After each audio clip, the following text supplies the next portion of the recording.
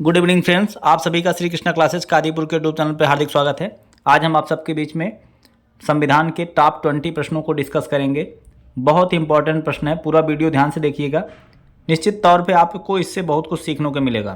किसी भी एग्जाम की तैयारी कर रहे हों, यह वीडियो आपके सभी के लिए इम्पॉर्टेंट है।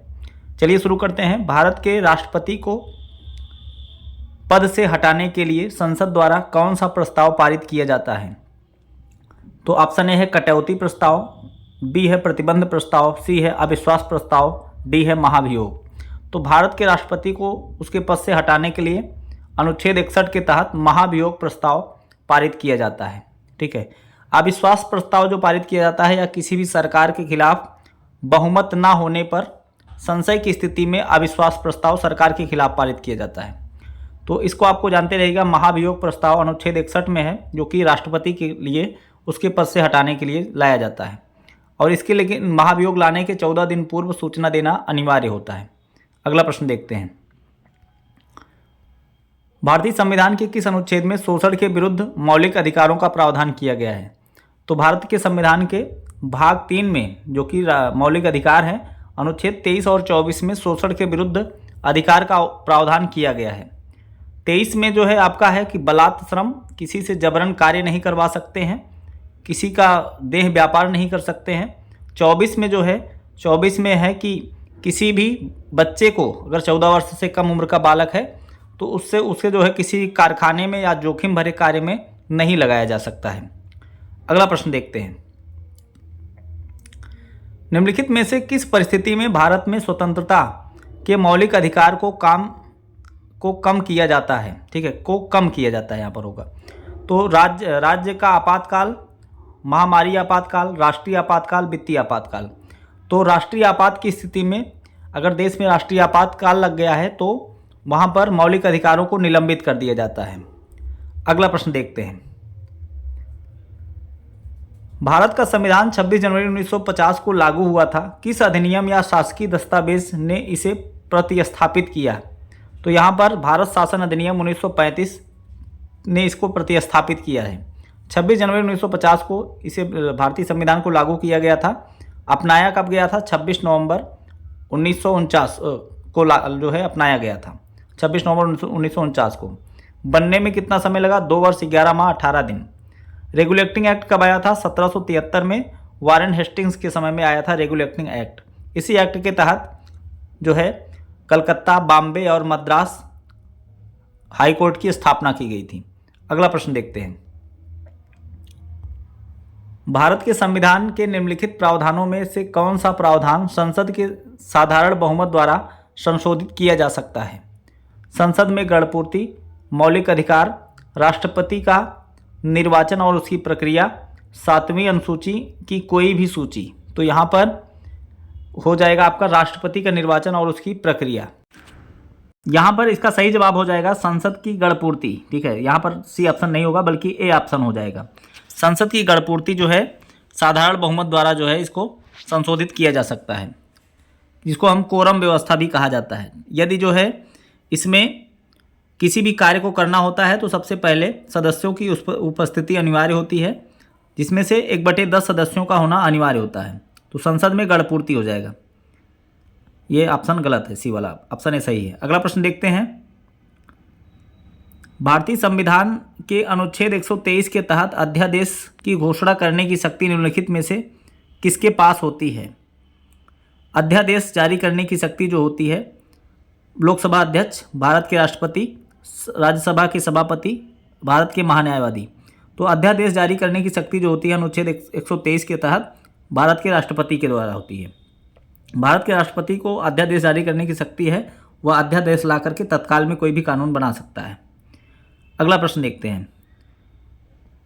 भारतीय संविधान के निम्नलिखित में से किस अनुच्छेद के तहत सर्वोच्च न्यायालय को उच्च न्यायालय की अनुमानना के लिए दंडित करने की शक्ति प्रदान की गई है, जिसमें खुद की अवमानना के लिए दंडित करने की शक्ति भी शामिल है? तो यहाँ पर हो जाएगा अनुच्छेद 63 और 72, अनुच्छेद 130 और 172, अनुच्छेद 65 और 122, अनुच्छेद 129 और 142। तो यहाँ पर अनुच्छेद 129 और 142 हो जाएगा। ठीक है, यहाँ पर देखिए आप अगर थोड़ा सा भी इसमें दिमाग लगाएंगे तो अनुच्छेद 63 और 72 में हाई कोर्ट सुप्रीम कोर्ट है ही नहीं।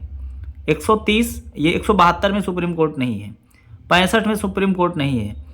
सुप्रीम कोर्ट का जो उल्लेख किया गया है भाग नंबर 5 में अनुच्छेद 124 से लेकर 146 तक उसका उल्लेख मिलता है। ठीक है, तो इसी बीच में हो जाएगा 129 और 142।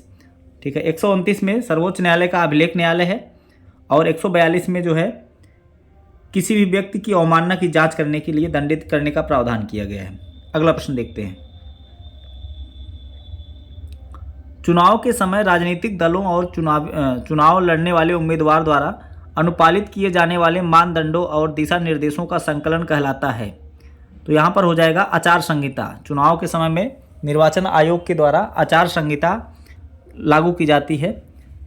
इसमें जो है एक शिष्टाचार, जिसमें जो है भाषण, मतदान केंद्र, मतदान के दिन आचरण, चुनावी घोषणा पत्र, जुलूस, सामान्य आचरण, सभी मानदंडों का इसमें उल्लेख मिलता है। ठीक है, अगला प्रश्न देखते हैं।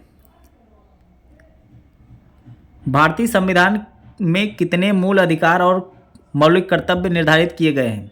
क्रमशः 6 और 11, क्रमशः 7 और 10, क्रमशः 7 और 11, क्रमशः 8 और 10। तो यहाँ पर 6 मौलिक अधिकार हैं और 11 मौलिक कर्तव्य हैं। तो पहला ऑप्शन यहाँ पर सही हो जाएगा।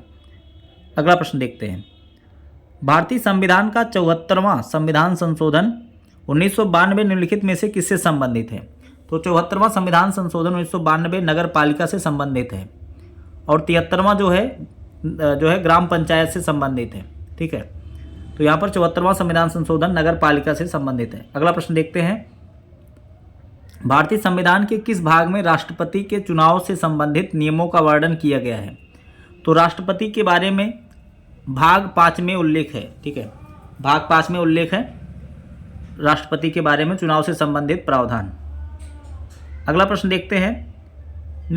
भारत के संविधान का निम्नलिखित में से कौन सा अनुच्छेद परिभाषित करता है कि 14 वर्ष से कम उम्र के बच्चे को किसी भी कारखाने या खदान में काम करने के लिए या किसी खतरनाक रोजगार में शामिल नहीं किया जाएगा? तो यहाँ पर अनुच्छेद नंबर 24 यहाँ पर हो जाएगा सही जवाब। अनुच्छेद 24 के तहत यह प्रावधान किया गया है। अगला प्रश्न देखते हैं। भारत के संविधान के निम्नलिखित मौलिक अधिकारों में से कौन सा बलात् श्रम के निषेध पर जोर देता है? तो यहाँ पर बलात् श्रम का निषेध पर जोर देता है शोषण के विरुद्ध अधिकार। ठीक है, शोषण के विरुद्ध अधिकार यहाँ पर बलात् श्रम पर निषेध का जोर देता है। अगला प्रश्न है। भारतीय जनता पार्टी की स्थापना निम्नलिखित में से किस वर्ष हुई? 1957, 1980, 1934, 1967। यहाँ पर सही जवाब हो जाएगा 1980 में। 1957 में यह जनसंघ के रूप में स्थापित किया गया था, जो कि जो है श्यामा प्रसाद मुखर्जी के द्वारा स्थापित किया गया था, लेकिन बाद में इसी का नाम बदल करके 1980 में भारतीय जनता पार्टी कर दिया गया। अगला प्रश्न देखते हैं। भारतीय संविधान के किस अनुच्छेद में उल्लेखित है कि राष्ट्रपति एंग्लो इंडियन समुदाय के 2 सदस्यों को लोकसभा में नाम निर्देशित कर सकते हैं यदि समुदाय का प्रतिनिधित्व पर्याप्त ना हो? तो यहाँ पर अनुच्छेद 333 के तहत यह प्रावधान किया गया है एंग्लो इंडियन के लिए, लेकिन 2019 में इसको समाप्त कर दिया गया है। ठीक है, इसको जानते रहिए। अगला प्रश्न देखते हैं। भारत के संविधान का निम्नलिखित में से कौन सा अनुच्छेद कुछ दशाओं में गिरफ्तारी और निषेध का संरक्षण करता है? तो यहाँ पर गिरफ्तारी और निषेध पर संरक्षण जो है अनुच्छेद 22 में है। इसके तहत यहाँ पर नज़रबंदी अगर किया जाता है तो उसके लिए जो है प्रावधान किया गया है कि न्यायालय के समक्ष 24 घंटे के अंदर उपस्थित कराएं और साथ ही साथ अपने जो है हिरासत में लिए गए व्यक्ति को सुरक्षा प्रदान की जाए। ठीक है, तो अनुच्छेद 22 के तहत यह प्रावधान किया गया है। अगला प्रश्न देखते हैं। भारतीय संविधान में मूल कर्तव्यों को किसकी सिफारिश पर शामिल किया गया था? तो भारतीय संविधान में मौलिक कर्तव्यों को सरदार स्वर्ण सिंह समिति की सिफारिश पर शामिल किया गया था, जो कि 42वां संविधान संशोधन के तहत इसको शामिल किया गया था। 1976 में सरदार स्वर्ण सिंह की समिति की सिफारिश पर इसको शामिल किया गया था। इस बात को ध्यान में रखिए। अगला प्रश्न देखते हैं। भारत में कानून बनाने के क्षेत्र में कोई भी विधेयक तब तक अधिनियमित नहीं बन जाता जब तक कि उसे ... की सहमति प्राप्त नहीं हो जाती। तो यहाँ पर जब तक कि उस पर राष्ट्रपति की सहमति नहीं बन जाती तब तक कि वह संविधान जो है अधिनियम जो भी नियम होगा वो अधिनियमित नहीं किया जाएगा। अगला प्रश्न है, निम्नलिखित में से कौन सा अनुच्छेद अस्पृश्यता के अंत पर का उल्लेख किया गया है? तो यहाँ पर अनुच्छेद 17 में अस्पृश्यता का अंत का उल्लेख किया गया है। अगला प्रश्न है, राज्य में संवैधानिक आपातकाल लगाने की अनुशंसा करने की शक्ति किसके पास है? भारत के उपराष्ट्रपति, भारत के प्रधानमंत्री, भारत के गृहमंत्री? तो यहाँ पर सही हो जाएगा उस राज्य के राज्यपाल। तो जो भी वहाँ का राज्यपाल होगा, किसी भी राज्य में यदि आपातकाल लगाने होगा तो वहाँ उसकी अनुशंसा के द्वारा ही जो है वहाँ पर आपातकाल लगाया जाएगा। अगला प्रश्न देखते हैं। तो ये रहे हमारे 20 प्रश्नों की श्रृंखला यहीं पर समाप्त होती है। आपको वीडियो अगर अच्छा लगा हो तो लाइक करिए, यदि चैनल पर नए हैं तो चैनल को सब्सक्राइब करिए। मिलते हैं नेक्स्ट वीडियो में। Thanks for watching.